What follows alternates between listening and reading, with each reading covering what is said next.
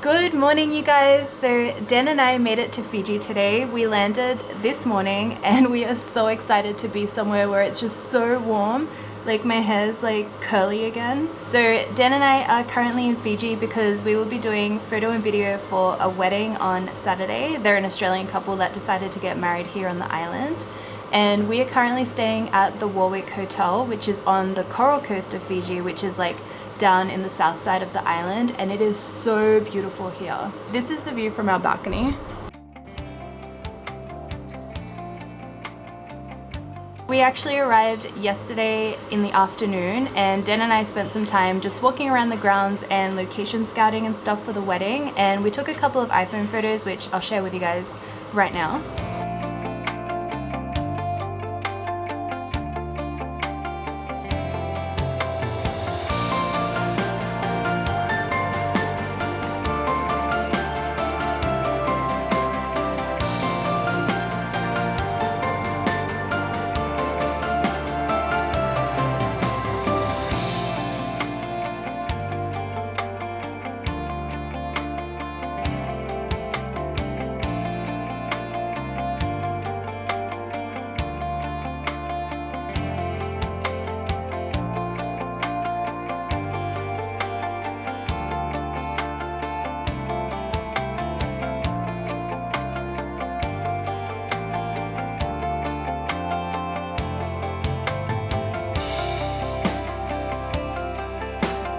It's currently Thursday at the moment, so the wedding is on Saturday, and between here and there we've just got a couple of things to photograph. I think they're having like a birthday dinner or a birthday lunch today for their grandma, and then tomorrow they're having a dinner which is on like a restaurant that's built on an island like off the beach. It's so pretty, so we're going to be taking photos there and then shooting the actual wedding on Saturday as well.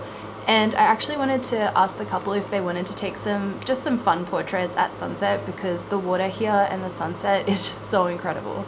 As you guys saw in just those iPhone photos, it looks amazing. So I actually wanted to show you guys how I pack when I'm traveling for work. I used to put everything in a little wheelie suitcase that came with me, like all my camera equipment and stuff like that. And I ended up ditching that, and I've decided that carrying my camera bag is actually so much easier, so I'm going to show you guys what that looks like now. Okay, so here is my camera bag that I travel with. It has been approved cabin baggage. That didn't make sense in that sentence, but basically I have this little pocket here where I keep all my little things like my iPhone cable, my lip balm, my phone, anything important, my passport that I need to grab easily since it's right at the front. This is an in-case bag, by the way. I don't know if they still sell it because I did get it a few years ago, but it's perfect to fit absolutely everything that I need. So next there's another little kind of pouch thing in here where I put my laptop. Here I've got my mouse pad, the little watermelon mouse pad, my mouse, and my laptop charger goes in here as well. And then if we flip it around, this is what I travel with. So I've got one Canon charger with the cable in here, and then I've got another one that goes in my big suitcase. So just in case my big suitcase gets lost, I still have a Canon charger with me for my batteries. I have 2 pouches of hard drives, which fit so satisfyingly in this little section here. So these are the hard drives that I download and back up all the wedding photos and images that I take. Then we've got some random cables. I've got my AA flash batteries here, which are rechargeable. So then I have my camera flash. I've got the 600 EXRT, whatever it's called, in my camera bag. So this one comes with me in my bag, and then the other flash, the 580, goes in my big suitcase because 2 flashes is great to have, but I can live with just one if my big suitcase gets lost. And then under there I've got all my memory cards. In here I've got my flash triggers for the nighttime portraits that I like to do. And here are all my Canon batteries. I think I have 7 in total, which is all I need. My 2 Canon 5D Mark III camera bodies. I brought both my 35mm lenses. I also have my 50 1.2, my 85 1.2, and my 135 f2 as well. So, oh, and then I've got like an extra kind of like case thing if I want to take off a lens and switch it with something else. But yeah, that's pretty much how I pack my camera bag. Okay, so a little bit of an update. It is now the next day. Today, Dan and I didn't really have too many things planned. We photographed the lunch yesterday, So today we kind of spent some time taking some photos of each other around the hotel and stuff, and we went down for a walk to the beach and Dan took some photos of me. It was extremely windy, but I think we got some good photos, which I'll share with you right now.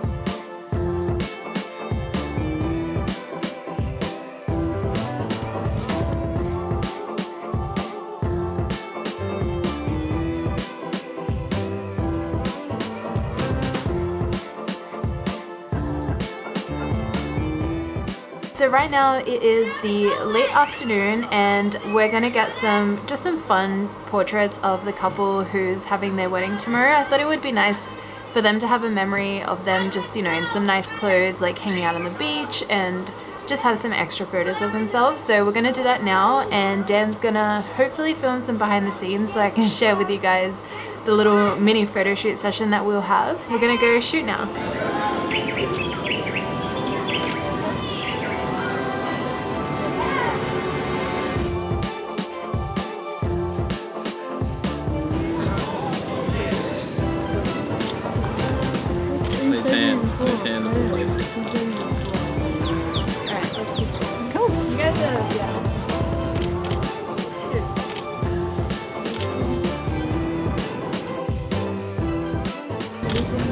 And Nathan, kiss her on the forehead.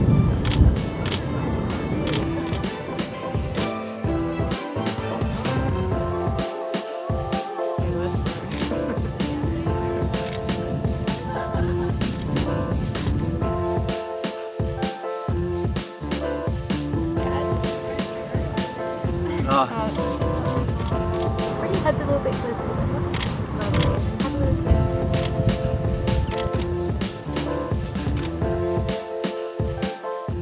A little bit of a cuddle. For that? Yeah.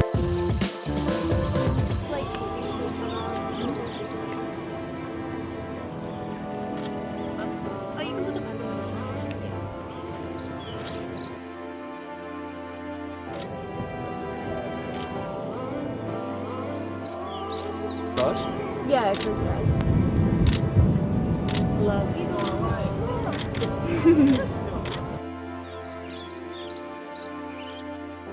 So Dan and I just spent the late morning, it's like 11 a.m, taking some photos in front of the palm trees that you can see from our balcony.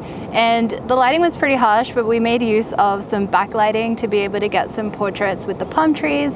And we got Dan on like a really low angle so we can also get like the actual leaves of the palm trees in the shot as well. Hopefully you guys like those photos. By the way, if you want to see all the photos that we've been taking on this trip, I will be posting them all on my blog, which is blog.juliatrotti.com, so you can head over there if you want to check it out.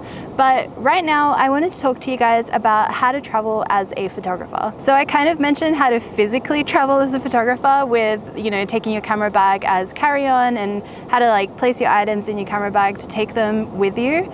But I also wanted to talk about how to get jobs overseas if that's something that you're after doing. So there are heaps of different kinds of travel photography that you can do. I mostly do weddings overseas, so I usually get booked by Australian couples who are getting married at a destination, for example in Fiji, or Dan and I shot a wedding in Ireland a couple of years ago, and things like that. You can also get hired by companies like tourism boards to take photos of their locations or do videos of the tours that they have to offer to be able to share with your audience. You can also get hired in the same way that I do with weddings for fashion campaigns overseas as well. Travel photography is a really broad subject, so my first piece of advice is to be really specific with what kind of travel photography you want to do. My next piece of advice is that travel photography is not easy, so I wouldn't recommend to sell yourself short. There are a lot of people that do travel jobs just for the payment of the flights and a couple of days accommodation at the place that they're staying at. But if you guys think about it realistically, travel photography really takes a lot out of you as a photographer, especially if you run your own full-time business. So as you guys saw, taking all your photography gear with you is a lot of work. Photography gear is super heavy. You also have the added risk of traveling with your camera equipment that's something will be more at risk of breaking. There's also the added stress that if you come somewhere kind of remote like we are in Fiji at the moment, there's no camera stores here that if something does break, you can just go out and buy a new replacement for it. So you need to be very aware of the backup gear that you have to bring with you as well, and make sure that if one thing breaks, you can still get the job done when you travel overseas for a client. Another thing with travel photography is that it does take a lot of time away from you being able to run your business back at home. So instead of having a whole week to be booking in clients and jobs and working on your emails and doing edits and stuff like that, all of a sudden you've got this whole week where you're overseas, and even though that can be fun to have a few days off, if you do that really often, it could start becoming a problem in your business where you're not booking as many clients as you could because you're overseas instead. So for me personally, I do love taking overseas jobs, and just like we are here in Fiji, we did take some extra days just so Dan and I could relax and have a little bit of a holiday, and also film some fun videos for you guys too. But I wouldn't take these overseas jobs all the time because I would really rather be working on my business at home and creating a strong client base that will have recurring customers rather than overseas jobs, which could be a one-off most of the time. My last piece of advice, if you want to start doing some travel photography or you want to book jobs overseas, is to bring your camera with you when you're going traveling, even if it's just like a personal travel reason. So as I mentioned in so many of my videos before, is that you need to build up a portfolio that shows what you can do and what you want to be hired for in order to be able to bring in those clients and get booked in for those kinds of jobs. So if you've booked a holiday for somewhere, I would recommend to bring your camera and maybe dedicate like a whole day or maybe even like an hour per day that you spend taking the types of photos that you feel like clients could hire you for.